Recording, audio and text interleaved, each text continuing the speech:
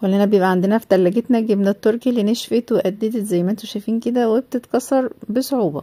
اولا السلام عليكم، معكم ميسة. زي ما انتم شايفين كده عندي شويه جبنه نشفوا وقددوا وبنضطر ان احنا نرميها في الزباله. طب ليه نرميها ست البنات؟ هاتي جبنتك دي وتعالي ورايا هنرجعها تاني طريه. هنعمل ايه؟ هنحط الجبنه في طبق غويط كده شويه، نحط عليها شويه ميه بس كده. ده اللي احنا هنعمله. هسيب الميه على الجبنه ربع ساعه نص ساعه لحد ما امسكها كده الاقيها طريت في ايدي. بصوا ما شاء الله بقت طريه وحلوه.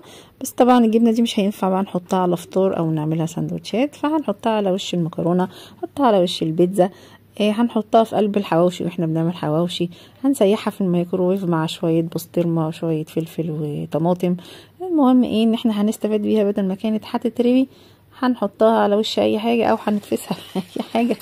مش هنحس ان هي كانت ناشفه خالص، هتطرى معانا بالميه اللي احنا حطيناها. متنسونيش بقى في اللايك والشير عشان انا بحبكم كتير كتير، والسلام عليكم.